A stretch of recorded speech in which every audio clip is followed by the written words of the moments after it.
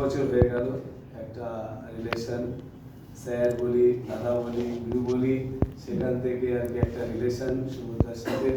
এবং আজকে যখনই বলেছি আমি একবার ফোন করে, তারপরে একবারে রাজি হয়ে গেছে যে আমি আজকে এখানে আসবো। কিন্তু আজকে আরেকটা প্রোগ্রাম ছিল, সেখানে না থেকে সোজা এখানে চলে এসছে।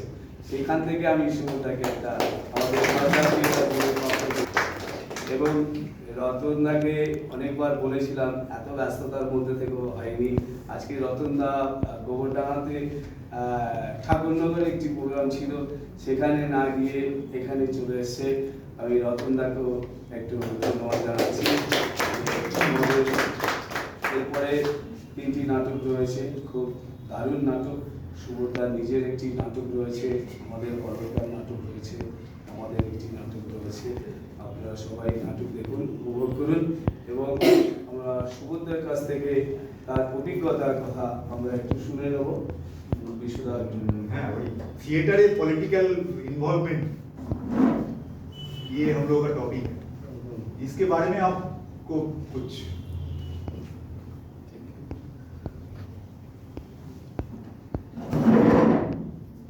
साथियों को बहुत बहुत शुभकामनाएं। यहाँ पे गुरुजन भी हैं, सबको प्रणाम। और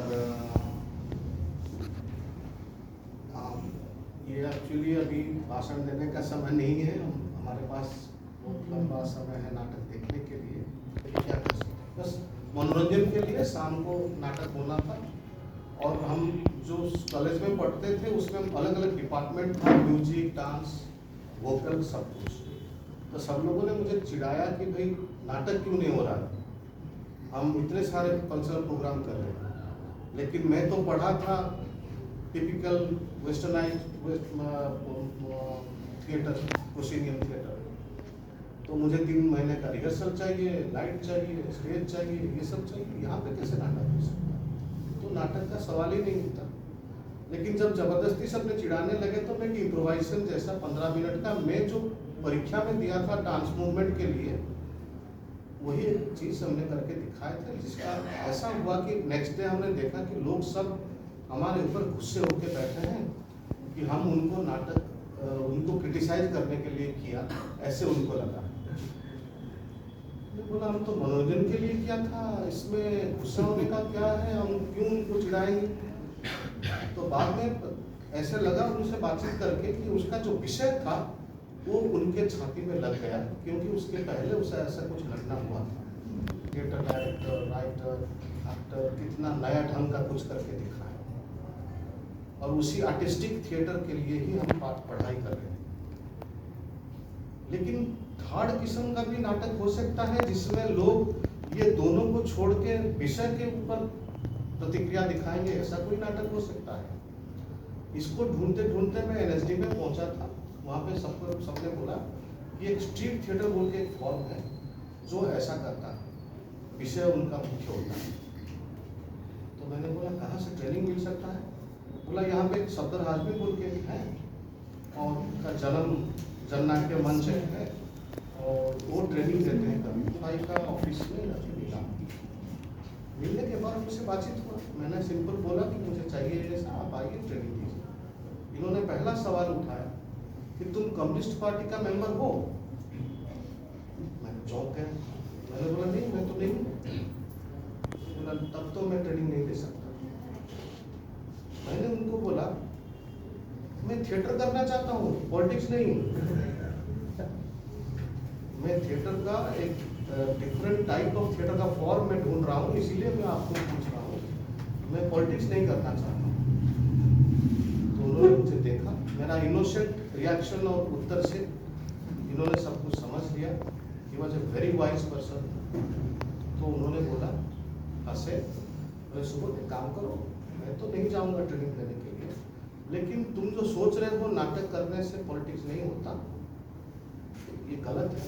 और तुम जब ये समझ पाओगे कि any kind of theatre is a political action, और तुम नाटक करने से पॉलिटिक्स होता ही है, ये जब समझ पाओगे तब मुझे चिट्ठी लिखना।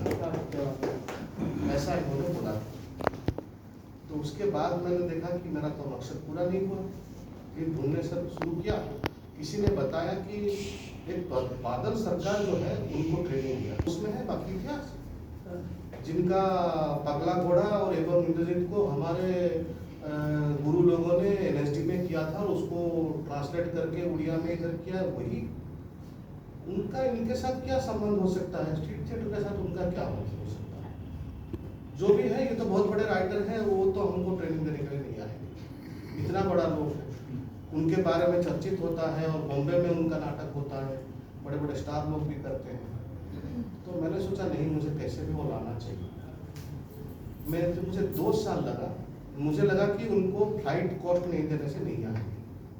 तो मैं जाके इंडियन एयरलाइंस में पूछा, उस समय एक ही फ्लाइट आना जाना करता था कोलकाता से भुवनेश्वर, तो उसमें पूछा तो उन्होंने बताया कि 1500 आता है एक बार, तो दोनों तरफ का 3000, जिस समय हम 150-200 रुपया में महीने में मेस खर्चा देते थे उस समय। तो मैं 3000, ठीक है।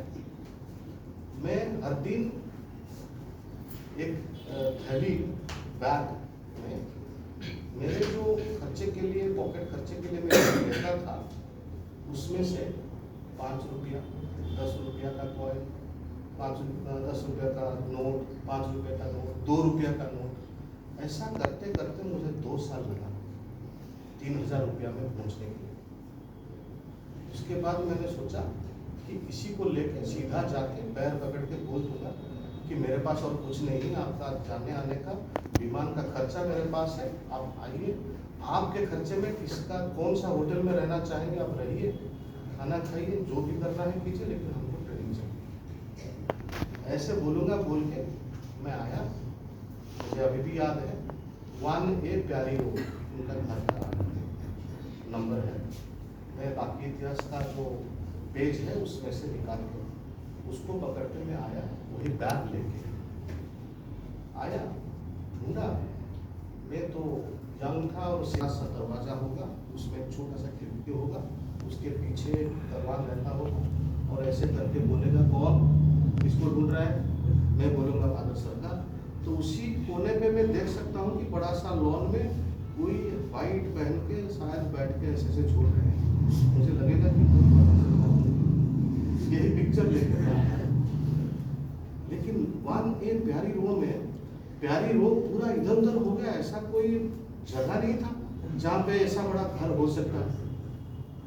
गलती जगह में आ गया शायद। फिर से किसी को पूछा ये प्यारी रोड है, बोला हाँ। तो किसी को पूछा कि वहाँ पे 1A प्यारी रोड में कोई बादल सरकार रहते हैं, तो बोलते हाँ वो वाला। पहला मेरा कोलैप्स हो गया सब कुछ कि ये पुराना मकान है और उसमें तो कोई ढंग का कोई नहीं है, पूरा दरवाजा खुला है। मैं अंदर गया तो एक महिला आई, किसको ढूंढ रहे हैं, बादल सरकार। उसके बाद एक लुंगी पहना हुआ, एक गंजी पहना हुआ दाढ़ी वाला आया, मुझे पूछा किसको ढूंढ रहे हैं। मैंने बोला बादल सरकार को। बोलिए कि मैं उड़ीसा से आया। तो बोला मैं बादल सरकार। वो मेरा दूसरा कोलैप्स में हुआ। I could not believe it. उसके बाद मैं एक निश्वास में सब कुछ बता दिया, शब्द राजमी से लेके अंत तक, और अंत में एक लाइन जोड़ा जो आज का टॉपिक के लिए बोल रहा हूँ। मैंने बोला सर आप मुझे कभी भी मत पूछिए कि मैं कम्युनिस्ट पार्टी का मेंबर हूँ या नहीं, क्योंकि मेरा पूरा डर था, क्योंकि West Bengal is a record की कांग्रेस कम्युनिस्ट पार्टी का रूलिंग चल रहा है और ये वामपंथी वाले ऐसे करते हैं। ये तो मुझे वहीं से पता चल गया था कि स्ट्रीट थिएटर जो होते हैं वो वामपंथी वाले ही होते हैं। तो मुझे लगा कि वो बोल देंगे, फिर गया तो मेरा सब मतलब जो भी कुछ हो जाए आप जो भी कीजिए, लेकिन वो मत भूलिए, आपको आना है, ट्रेनिंग करना और कुछ नहीं। तो मुझे देख के पूरा चौंक गए और बोले तुमको कौन बोला मैं मुझे फ्लाइट टिकट चाहिए? नहीं ऐसा ही, मैं आपका किताब पढ़ा हूँ, आपका चीज़ गिरीश कर्नाड बात कर रहे हैं, मोहन राकेश बात कर रहे हैं, बॉम्बे में हो रहा है आपका नाटक, एनएसडी में हो रहा है नाटक, और आपका किताब हमारे कोर्स में है बाकी इतिहास। तो इसीलिए मुझे लगा कि आप बहुत बड़े स्टार जैसा कुछ राइटर होंगे। वो तो ऐसे बोले नहीं, ऐसा कुछ नहीं, मैं जा सकता हूँ, लेकिन तुमको मुझे जानना चाहिए और तुम्हारे पास इतना पैसा है तो एक काम करो, मैं एक बार जाऊँगा तुमको पहचान के लिए, फिर आऊँगा, फिर सेकंड टाइम जाऊँगा मतलब तुमको ट्रेनिंग देने के लिए, 2 बार जाऊँगा। पहले जाऊँगा तुम्हारा नाटक क्या है, कैसा है, क्या करते हो देखने के लिए, और मुझे एक काम करो, फर्स्ट क्लास का टिकट कर दो, क्योंकि मेरे बचपन में 7 साल में मैं गया था पिताजी माताजी के साथ पुरी एक बार, और अभी मैं सुन रहा हूँ कि पुरी रास्ते में बहुत ज़बरदस्ती डकैती होता है, चोरी होता है, और मैं छोटा सा बैग लेके घूमता हूँ, कोई 3rd क्लास डिब्बे में ही घूमता हूँ, और मैं उधर जाऊँगा, सो जाऊँगा, वो चोरी हो जाएगा तो मेरा सब कुछ चला जाएगा। तो इसीलिए मुझे फर्स्ट क्लास का टिकट कर दो, मैं अंदर जाऊँगा, भर्ती करके बंद कर दूँगा, तो मैं सेफली जाके पहुँच जाऊँगा। और पैसा है इसीलिए बोल रहा हूँ, नहीं तो मैं ऐसे ही चलता हूँ।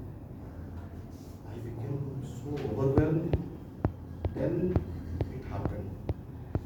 तो उसके बाद मैंने बोला, आपने नहीं पूछा कम्युनिस्ट पार्टी का मेंबर है या नहीं है, और सफदर ने यही बोला था। उसी समय उन्होंने एक सबसे इम्पोर्टेंट लाइन मेरे क्लाइंट के लिए बोला, नहीं, सफदर का पहला जो सेंटेंस है वो करेक्ट है, any theatre in do that is a politics, मतलब उसका कुछ ना कुछ बेनिफिट किसके पास जाता है। एंटरटेनिंग होता है नाटक तो उसका फायदा होता है कलाकार लोगों को, जो व्यवसाय जैसा कुछ इन्वेस्ट करता है तो उसको, सो politics is supporting that part.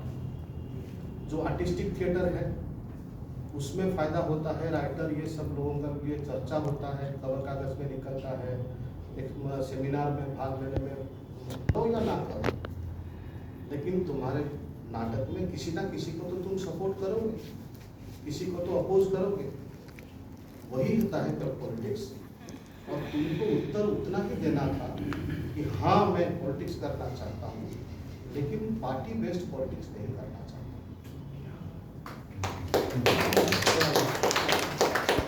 तुमको वही उत्तर देना था।